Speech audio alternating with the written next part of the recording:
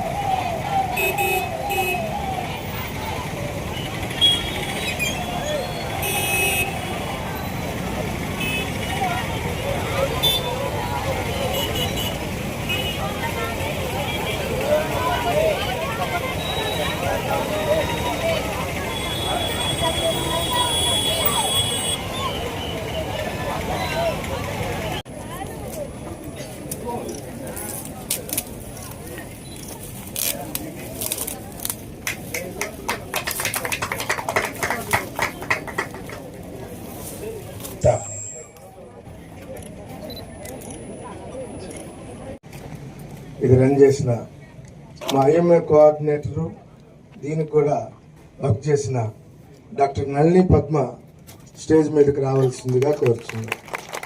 నళిని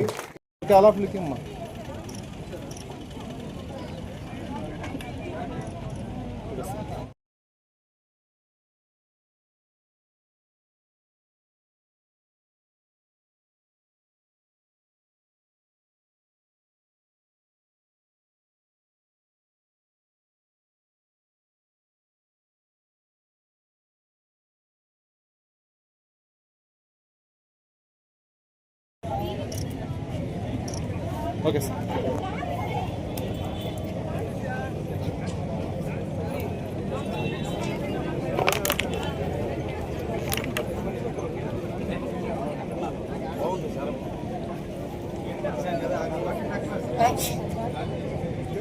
చూడలేదు.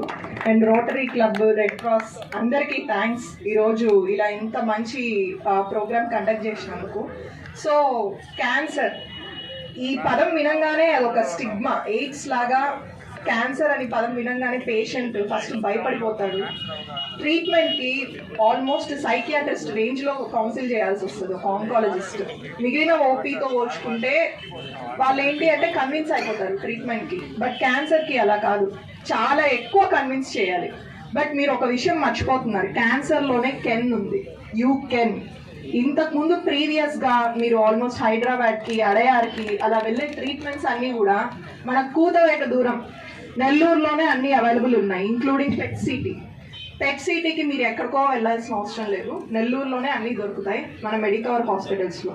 నేను చెప్పాల్సింది అంతా సార్ వాళ్ళే చెప్పేశారు. ఒకప్పుడు ఏంటి అని అంటే ఎక్కడో కనిపించేది క్యాన్సర్, ఇప్పుడు ప్రతి ఇంట్లో మా పక్కింట్లో వచ్చింది, అక్కడ వచ్చింది, ఇక్కడ వచ్చింది అని చెప్పుకోవాల్సిన అవసరం లేదు. ఇంకో 5 yearsలో ప్రతి ఇంట్లో డయాబెటీస్ లాగా కనిపిస్తుంది. నాన్ కమ్యూనికబుల్ డిసీజెస్ అనేది ఎంత కామన్ అయిపోయిందంటే, ఇంతకుముందు ఏంటి అంటే ఇన్ఫెక్షన్స్ ఇది ఎక్కువ కనిపించేది.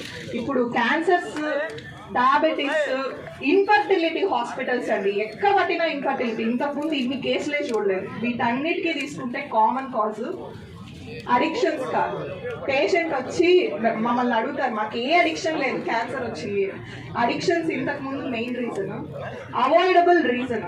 బట్ ఇప్పుడు మనం అవాయిడ్ చేయలేని రీజన్, మనకి తెలిసి కూడా అది ఒక కామన్ థింగ్ గా తీసుకునే విషయం ఏంటి అని అంటే మన బ్యాడ్ లైఫ్ స్టైల్. ప్రతి ఒక్కరు మీలో ఎంతమంది అట్లీస్ట్ ఒక 300 to 400 క్యాలరీస్ ఎక్సర్సైజ్ చేస్తారు? తినడం మాత్రం తినేస్తాం, అరౌండ్ 2000 క్యాలరీస్ పైన తినేస్తాం. ఎంతమందికి ఫిట్నెస్ అంటే ఇంట్రెస్ట్? ఇదేదో పెద్దవాళ్ళకి చెప్పేది కాదు, చిన్న పిల్లలు అప్పటి నుంచి చెప్తున్నాం. One of the alarming situation ఏంటి అంటే చిన్న పిల్లల్లో ఫ్యాటీ లివర్ కనిపిస్తుంది. చిన్న పిల్లల్లో లెస్ దాన్ 5 years లో కూడా వీఆర్ డిటెక్టింగ్ ఫ్యాటీ లివర్. అంటే మదర్ చిన్నప్పటి నుంచి బేబీకి ఏం ఫీడ్ చేస్తుంది? Just fat. ఇమాజిన్. ఆ ఒబేసిటీ అలా కంటిన్యూ అయ్యి obesity is also becoming a major cause for cancers. ఇంతకుముందు ఏంటి అని అంటే సర్వైకల్ క్యాన్సర్, ఇప్పుడు దానికి వ్యాక్సిన్ వచ్చేసింది, సో దాని ప్రోగ్నోసిస్ కూడా బాగానే ఉంటుంది. బట్ ఇప్పుడు ఒబేసిటీ రిలేటెడ్, మన life style related breast cancer, colorectal cancer ఇవన్నీ కూడా ఎక్కువ అవుతాయి. బ్యాడ్ థింగ్ ఒకటి ఏంటి అని అంటే ఇందులో స్టార్టింగ్ స్టేజ్లో గుర్తించకుండా లేట్ స్టేజ్ పెరిగే కొద్దీ మీ ప్రోగ్నోసిస్ కూడా చాలా పూర్ అయిపోతుంది. అంటే ట్రీట్మెంట్కి పేషెంట్ రెస్పాండ్ అయ్యేది కూడా చాలా తగ్గిపోతుంది. సో మెయిన్ మన బ్యాడ్ లైఫ్ స్టైల్ ఏదైతే ఉందో స్క్రీనింగ్ అనేది చాలా ఇంపార్టెంట్. బట్ స్క్రీనింగ్ కన్నా ముందు కూడా మీరు చిన్నప్పటి నుంచి మీ డిఎన్ఏకి ఏదైతే ఫీడ్ చేస్తారో అది either good or bad, it is going to be accumulated in your DNA. అది మీరు చెత్త అక్యుములేట్ చేస్తే మీ డిఎన్ఏలో అదే మీకు 30s తర్వాత 40s తర్వాత రిఫ్లెక్ట్ అవుతుంది. ఇందాక age is just a number అన్నాను, not only for good habits, bad హ్యాబిట్స్కి కూడా. సో మీరు ఏదైతే మీ ఎర్లియర్ ఏజ్లో మీరు స్టార్ట్ చేస్తారో అదే మీకు ఫ్యూచర్లో కూడా రిఫ్లెక్ట్ అవుతుంది. సో చేస్తే 200 మంది డాక్టర్స్లో ఇద్దరికి క్యాన్సర్ ఉన్నట్టు తేలింది. అంటే 100 మందిలో ఒకరికి అదేంటిది క్యాన్సర్ ఉన్నట్టు కనబడింది. ఒక ఆవిడకి బ్రెస్ట్ రొమ్ము క్యాన్సర్ 2వ స్టేజ్లో బయటపడ్డది. ఇంకొక ఆయన, ఒక ఆర్థోపెడిక్ డాక్టర్ గారు, ఆయనకి కిడ్నీ క్యాన్సర్ 1వ స్టేజ్లో బయటపడ్డది. వాళ్ళకి ఏం సిమ్టమ్స్ లేవు, అంతా బాగున్నారు, అంతా బాగుంది, రోజు పనులు చేసుకుంటున్నారు, రోజు వచ్చి ఉద్యోగాలు చేసుకుంటున్నారు, అంతా బాగుంది. సో ఎప్పుడైతే స్క్రీనింగ్ చేశారో ఒకటి బయటపడ్డాయి అండ్ ట్రీట్మెంట్ చేసాం. ట్రీట్మెంట్ చేసిన తర్వాత అంతా బాగుంది, చాలా బాగా జరిగింది అండ్ ఎర్లీ స్టేజ్లో అయింది. కాబట్టి మామూలుగా అయితే 3rd స్టేజ్లో ఉన్నప్పుడు ఏం చేస్తామంటే మొత్తం రొమ్మంతా తీసేస్తారు రొమ్ము క్యాన్సర్లో. కానీ అలాంటి అవకాశం లేకుండా అదేంటి కేవలం గడ్డ వరకు, చిన్న గడ్డగానే మనం కనిపెట్టాం కాబట్టి ఆ గడ్డ వరకు తీసి ఆపరేషన్ చేశారు, అంతా బాగుంది. అండ్ కిడ్నీ కూడా అది పెద్ద అవ్వకముందే మనం అదేంటిది కనిపెట్టాం కాబట్టి కిడ్నీ మొత్తం తీయాల్సిన అవసరం రాలేదు, ఓన్లీ కిడ్నీ సగం ఆ భాగం వరకు తీసి సరిపోతుంది. సో మొత్తం కిడ్నీ తీయాల్సిన అవసరం రాలేదు, ఆ భాగం వరకు తీశారు. సో ఆపరేషన్ సక్సెస్ఫుల్గా జరిగింది, మేమే చేసాం అది. సో అయితే మామూలుగా ఈ స్టేజ్, ఫస్ట్ స్టేజ్లో క్యాన్సర్ యొక్క మనం కనిపెట్టాం కాబట్టి దాని సర్వైవల్ ఉంటుందండి, దానికి 92% సర్వైవల్ అంటుంది.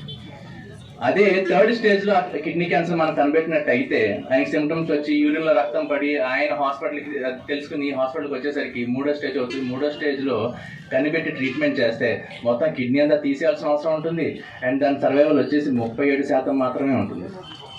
మన స్టేజ్ 1లో కనిపెట్టాం కాబట్టి ఆయనకి సర్వైవల్ రేట్ వచ్చి 92% అండి. అండ్ సేమ్ అట్లానే ఆ మేడం గారికి అదేంటిది రొమ్ము క్యాన్సర్ మనం 2nd స్టేజ్లో కనిపెట్టాం. 2nd స్టేజ్లో కనిపెడితే రొమ్ము ఇన్సిడెన్స్ దాని యొక్క ఇదేంటిది ఉత్పత్తి అనేది మామూలు జనాల్లో చాలా ఎక్కువ పెరిగిపోయింది. సో క్యాన్సర్ అనేది ఎవరికైనా రావచ్చు. సో 40 ఏళ్ళు దాటిన ప్రతి ఒక్కరు ఈ స్క్రీనింగ్ అనేది చేయించుకోవడం చాలా ఇంపార్టెంట్.